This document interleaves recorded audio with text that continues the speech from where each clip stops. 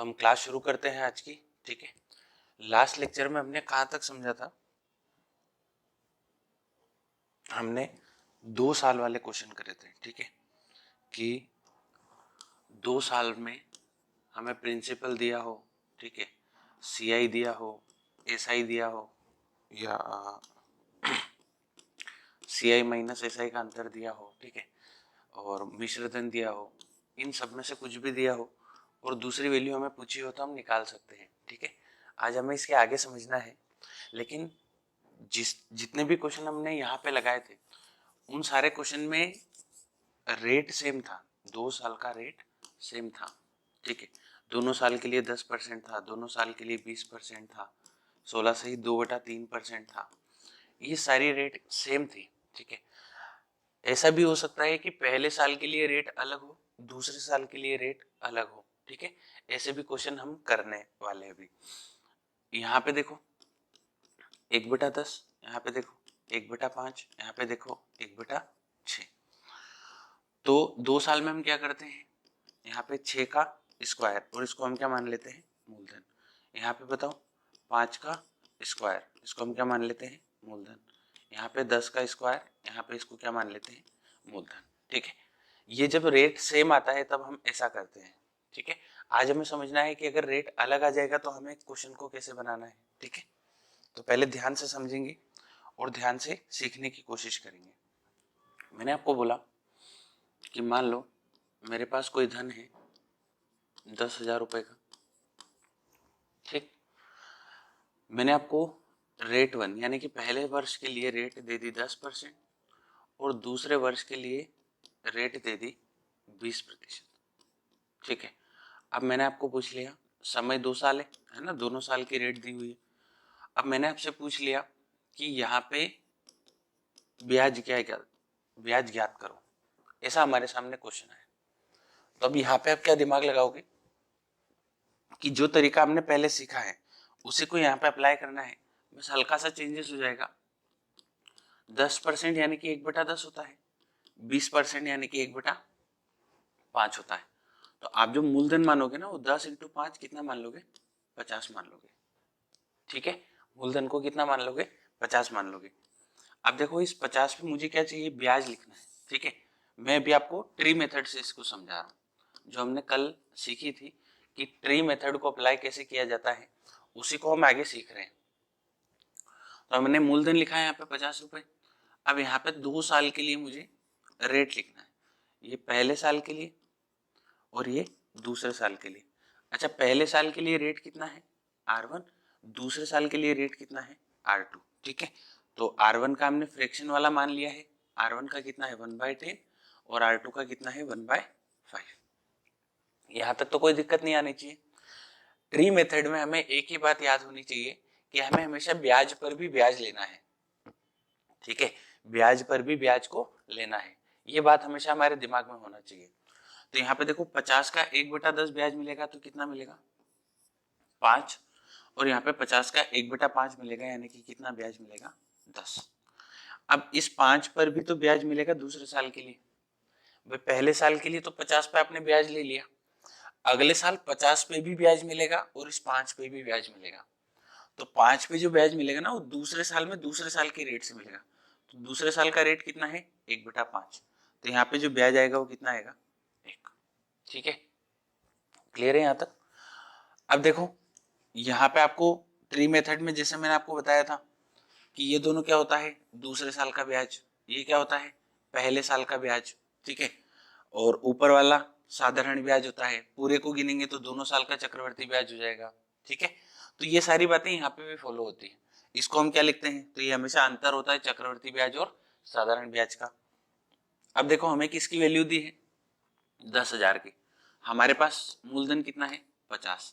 तो 50 को बराबर कर दो 10,000 के, तो एक का मान कितना आ जाएगा, 50 दूना 100, 200, और हमारा ब्याज कितना आया, 10, 5, 15 और 1, 16।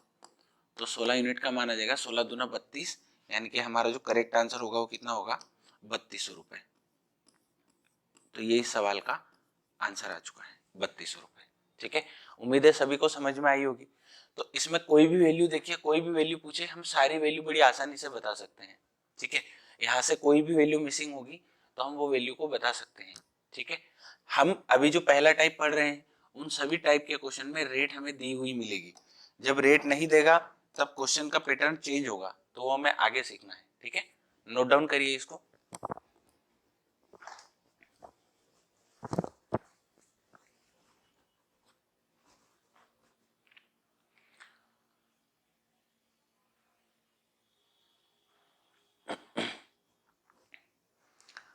क्वेश्चनों को साथ के साथ समझे और प्रैक्टिस भी करें खुद से भी। ठीक है, घर पे जाने के बाद एक दो बार इनको रिवीजन जरूर करें।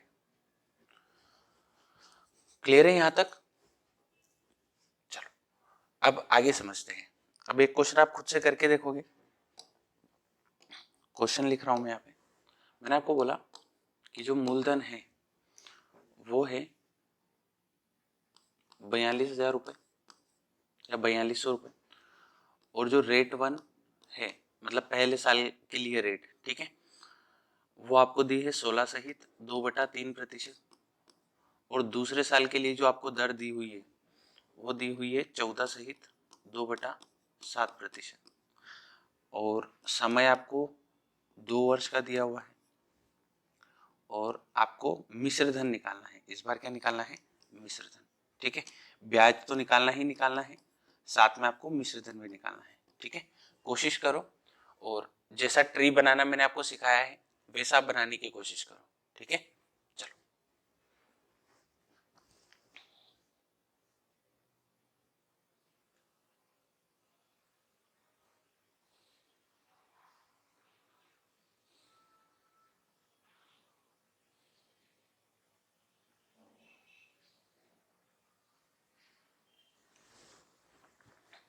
चलो ठीक है, समझते हैं इसको भी। देखो 16 से 2/3 कितना होता है? 1/6। ये कितना होता है? 1/7। ये चीजें मैंने आपको परसेंटेज चैप्टर में सिखाई थी कि ये हम डायरेक्ट कैसे निकाल सकते हैं। ठीक है, तो यहाँ पे कुछ भी नहीं करेंगे, 7 छंग 42, 42 को मूलधन मान लेंगे बस। बाकी हमें 2 साल का ब्याज लिखना है। इधर लिखेंगे R1, ठीक है, R1 कितना है? 1/6, और यहाँ पे R2 कितना है? 1/7। फॉर्मेट यही रखना है। अगर आप ये 1/7 आगे लिख दोगे, 1/6 पीछे लिख दोगे तो आंसर चेंज हो जाएगा, क्योंकि पहले साल का रेट उसके ऊपर ब्याज लगेगा दूसरे साल के लिए, इसलिए हमें इसी तरीके से इसको लिखना है। तो 42 का 1/6 कितना होता है? 7। 42 का 1/7 कितना होता है? 6। 7 का 1/7, 7 का 1/6 मत निकाल देना यहाँ पे, क्योंकि इसका मुझे ब्याज चाहिए दूसरे साल में, तो दूसरे साल में रेट लगेगी ये वाली, तो 7 का 1/7 कितना होगा? 1। तो ये हमारा क्वेश्चन खत्म हो चुका है। देखो 42 का मान दिया है 4200, तो 1 का मान दिया है 100, और हमें CI पूछा है तो CI है 7 और 6 13, 13 और 1 14, तो 14 का मान आ जाएगा कितना? 1400, और टोटल धन कितना हो गया? 14 ये और 42 ये 56, तो 4200 और सॉरी 56 का मान कितना हो जाएगा? 5600। या फिर आप यहाँ पे देख सकते हो कि मूलधन में ब्याज जोड़ोगे तो 4200, 5200 और 4 5600 हो जाएगा। ठीक है, तो इजीली हम इन क्वेश्चंस को बना सकते हैं। बस ये है कि फॉर्मेट हमें पता होना चाहिए, क्वेश्चन को अटेम्प्ट कैसे करना है वो चीजें हमें पता होना चाहिए। ठीक है, नोट डाउन करिए इनको।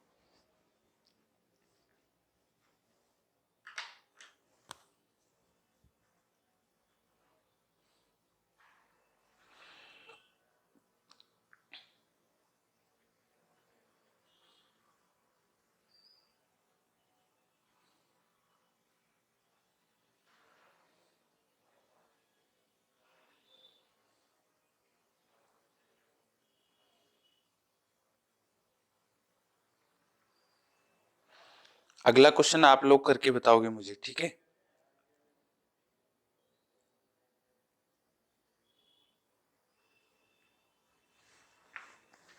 अगला क्वेश्चन आप लोग मुझे करके बताओगे।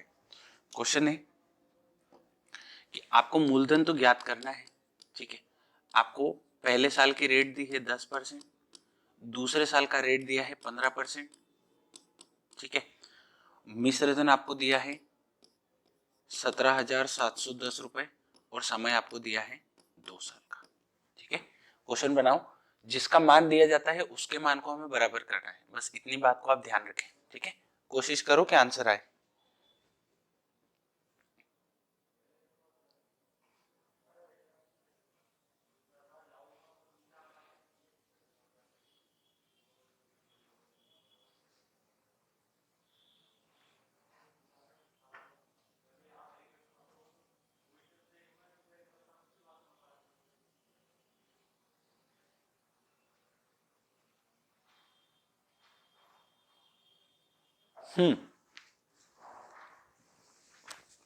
सबसे पहले रेट को सोल्व करोगे तो यहाँ पे देखो रेट सोल्व होगी तो 1/10 और ये सोल्व होगा तो 3/20। यहाँ तक तो कोई दिक्कत नहीं आई होगी। अब आगे समझो, मूलधन मानेंगे 20 × 10 200, 20 × 10 200। अब यहाँ से 2 साल का मुझे ब्याज लिखना है, तो पहले साल रेट है सर 1/10, दूसरे साल रेट है 3/20। अब यहाँ पे बहुत सारे बच्चे गलती कर देते हैं। वो गलती क्या करते हैं कि 200 का 1/10 तो ओके है, 20 निकाल लेंगे, लेकिन 200 का 3/20 गलत निकालेंगे। तो 200 का 3/20 30 आएगा। कितना आएगा? 30। अब डायरेक्ट जल्दी जल्दी में 20 दाई और यहाँ पे भी 10 निकाल लेते हैं, जो कि गलत हो जाता है, क्योंकि ये ऊपर 3 का है तो 3 गुणा भी तो होगा, है ना। 20 200 का 3/20 यानी कि 200 × 3/20 हमें निकालना है। अब यहाँ पे देखो 20 का 3/20 तो यहाँ पे कितना आएगा? 3। अब हमें क्वेश्चन ने मूलधन का मान नहीं दिया है, हमें क्वेश्चन ने मिश्र धन का मान दिया है। ठीक है, इसको मिश्र धन लिखते हैं, ए बराबर मिश्र धन। तो यहाँ पे मिश्र धन हमारे पास कितना हो रहा है? 30 और 20 50, 50 और 3 53, 200 और 53 ब्याज है, तो टोटल हमारे पास कितना हो रहा है? 253। आ रही है बात समझ में? 253। और क्वेश्चन ने कितना बोला है मिश्र धन? 17,710 रुपए। क्लियर हुआ? तो इस प्रकार से आपको ये करना था। चलो आगे सोल्व करके क्वेश्चन को सोल्व करो, कितना आएगा?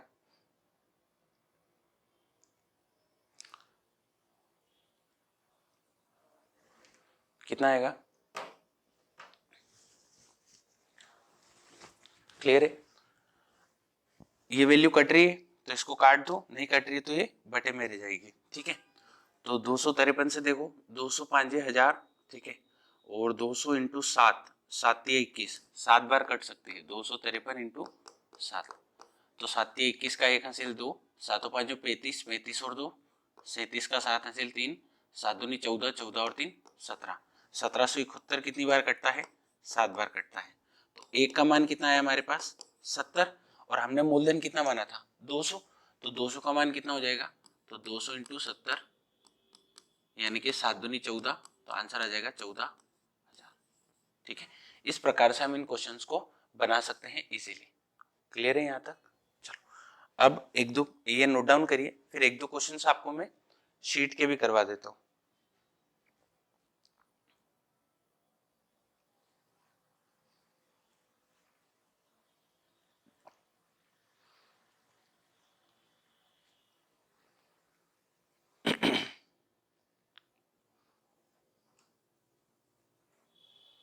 चलो देखना, ये आप बना लोगे, ये भी आप बना लोगे।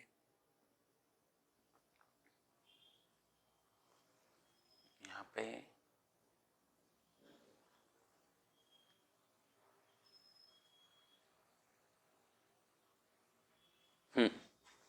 ये क्वेश्चन को ट्राई करो। ये एक ही साल का है लेकिन आपको ट्राई करना है इसको। ठीक है,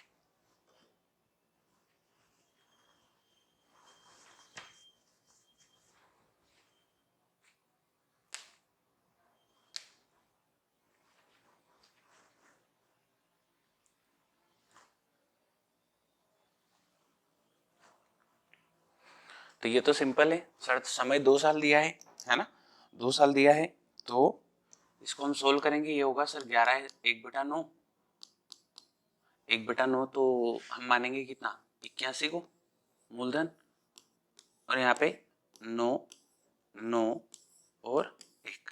इतना आप डायरेक्ट आप लिखना सीख चुके होंगे इतनी प्रैक्टिस के बाद में। ठीक है, क्योंकि रेट दोनों के लिए सेम है। अच्छा, हमें दिया क्या है? केवल दूसरे वर्ष का CI दिया है 70 रुपए। तो आप केवल दूसरे वर्ष का CI देखो तो ये कितना आया है 10 यूनिट। क्वेश्चन ने बोला है 70, तो एक का मान कितना आएगा 7। हमसे पूछा है मूलधन, तो मूलधन होगा 81 यूनिट। तो 81 हो जाएगा 81 इंटू 7, 7 एकम 7, 8 7 56, 567। और अगर इसने पूछा है क्या मूलधन पूछा होता तो आंसर कितना होता 567। और कुल धनराशि कितनी है तो 81 और 9 कितना होता है 90, 90 और 10 100। तो कुल धनराशि होती 100। तो एक का मान 7, तो 100 का मान कितना हो जाता 700। तो कुल धनराशि के हिसाब से ये ऑप्शन दिए गए हैं। ठीक है, तो इसका आंसर कितना आएगा 700 रुपीज। ठीक है, तो ये तो इजीली आपने बना लिया होगा।